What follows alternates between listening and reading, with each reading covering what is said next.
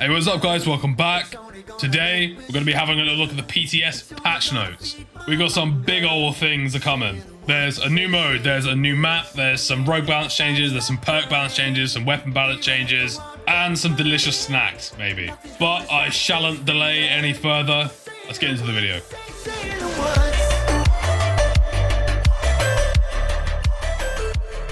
The public test server is live once again this weekend. So we'll have a look through some of the patch notes and see what kind of juicy stuff is in there. This is the tweet.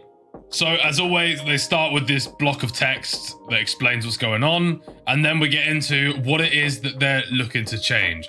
So there's a new limited time mode called Dodgeball. There's an arms dealer event going on and then some balance changes. So this new mode, Dodgeball, 2 teams of 4, fight to be the last team alive. Each time you die, you go to a respawn queue. If your team gets a kill, you respawn. So the more kills your team get, the more respawns you get. Sounds pretty cool. Of course, when the entire enemy team is dead, you win the game. Also, they give you a capture point if it is a tie. This should be pretty interesting. Quite a long game mode, 11 rounds. I don't know what they mean by both teams begin at 12 respawns. Whether that means the maximum amount of times you can bring your team back is 12, or if you start with 12 respawns and then go on to the ones that you've earned via kills. Probably the maximum 12 thing, but we'll check it out at the PTS and let you know. But yeah, this seems like a lot of fun, to be honest. They've been doing really well with their limited time modes recently. I really liked Arms Race. I really like the new Assault game mode. And this one seems like it's going to be great fun. So I'm pretty excited for this one. I heard of this in a leak a while ago, but this was not what I expected it to be. So I mean, we'll see. Should be good.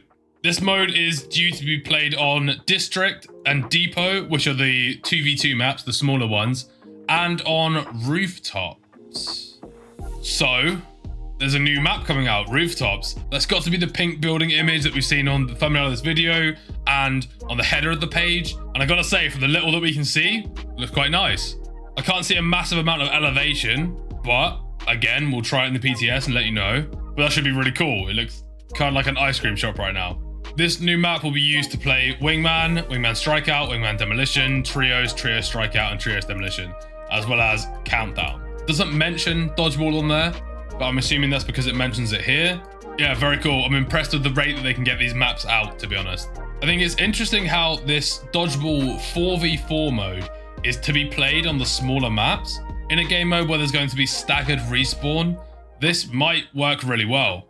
I like the idea of competing over a really small map with the extra incentive that if you get a kill, one of your teammates comes back. That sounds great. So let's move on to the balance changes. This is where it can get a little wild. So the A3 salvo has increased the fall off damage. So I'm assuming this means the damage that the bullets do when they've had their greatest fall off reduction. I think this may mean that people start using Scorch's pistol at range rather than tap firing at SMG. And Seeker's falling pretty good into the meta at the moment, so a buff to the pistol is not going to make a massive difference to him. I do think this is one of the worst pistols in the game though, so hopefully it'll bring it back up to somewhere reasonable. Dallas's revolver, the headshot damage is increased from 54 to 60, which is dirt nasty. Still a 2-shot kill, still a 3-shot kill with armor, but just a little bit more terrifying.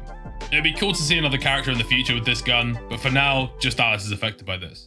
The D40C is a weapon that I'm not a massive fan of, but the level 3 upgrade now allows you to ready your weapon faster after sprinting. Seems like a really good upgrade. I mean, we'll see how much of a difference this makes, but it could make Chak even better at initiating. Increase the fall off damage. That is a massive issue on this gun, so that would be nice. And the body damage is increased from 13 to 14. It still takes 7 bullets to the body to kill someone. However, it now takes 1 less bullet to the body to kill someone with armor. I mean, changing a gun's damage by 1 never normally makes a massive difference. And I mean, if someone has armor, it changes it from a 10 bullet kill to a 9 bullet kill. So, but we'll see. Quite a nice little buff for the D40C. The Knight, which is Kestrel's SMG, level 2 upgrade also increases hip fire accuracy. I'm not sure if this will bring it to the same level as the Riptide, but I don't think that's a good idea. I think the Riptide should be brought back down to the level of the Knight. The objection is reducing the reticle bloom. Cool, nice. Dahlia's SMG is an absolute beast. I'm still not quite sure where she fits on a tier list with her recent nerf. But the Dahlia mains are going to be happy to have a little bit of relief either way. And the assault rifles, the KA-30, which is the gun I use most of the time. The level 3 upgrade gives you that ready your weapon faster thing. That sounds great. Again, we'll have to test exactly what kind of a difference it makes. Nightshade, reduced fall-off damage. Fair. So Seeker's Sahara apparently had a bug on the hip fire accuracy for the level 2 and 3 upgrade. That has now been removed. And instead, his Aaron L212 has a hip fire accuracy increase.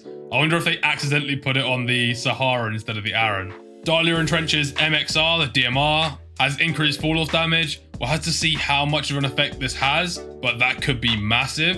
And the damage is increased back again from 29 to 30. I don't know why they changed it in the first place, but 30, yeah, makes sense. Okay, now onto the shotguns. Is everyone still with me?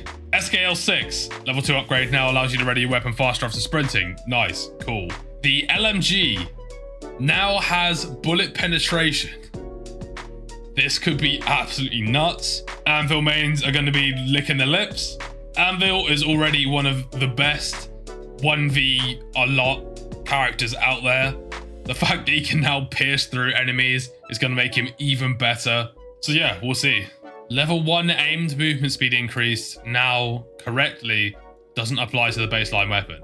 Does that mean that the first upgrade for Anvil's LMG just did nothing? Either way, poggies. So now we're on to the Rogue's balance changes. First up, Dallas is catching a fat nerf. He now reveals for half the time that he did before. That's tough for Dallas. But given the not so recent nerf to Cloaked, might be about right. I'm curious to know what you guys think about this one. Was this a good idea, or was Dallas fine where he was? Personally, I thought he was okay where he was at the moment, but I want to know what you guys think.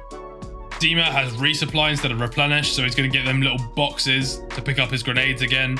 Makes sense for Dima. He's an explosive character, so he has more explosive now. Replenish is a great perk, so I think some Dima mains are going to be unhappy with that. Resupply is great as well, so we'll see how that goes. Fixer has increased glow on his glasses. I'm assuming this means the through smoke thing. So now you're going to be able to see his little beady eyes sticking out through smoke from a little bit further away, which is nice. It's not always that Fixer is stood inside his smoke, pinging you. Or to be honest, with all of the reveal rogues now, it's normally not at all he stood in his smoke. So that should be good. Ronin, the ballistic knife's health has been reduced from 10 to 1. Thank fuck! The amount of times I've lined up a perfect knife, threw it on the ground right next to a couple of enemies in cover, got my Spitfire pistol out, shot one bullet at it, it's done 8 damage, and then I've lost the kill. That's annoying. So that should be nice. That should be cool. I don't know why it didn't have 1 HP in the first place. Scorch's activation is now louder from further away to stop those pesky Scorch flanks. And the perks, players will now gain increased movement speed when being shot at. Is that not just a perk? I think the difference here is it's now when being shot at rather than when taking damage. So if you're shot at but they miss, you should still get the movement bonus. I don't know, I'll check that one out and let you know. Replenish now triggers on downs and eliminations. That's going to be a massive difference. That's going to be a very strong perk now. Rip Dima. And then the bounce grenade increases the fuse time. I wonder whether this was intended to help people roll away easier or for the bounce grenade to easier get to those hard to reach places.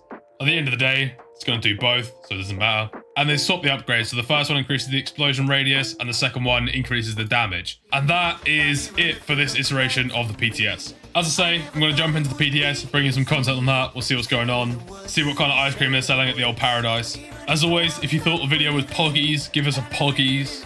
And of course, remember to subscribe. But yeah, hopefully that was helpful. Bye-bye.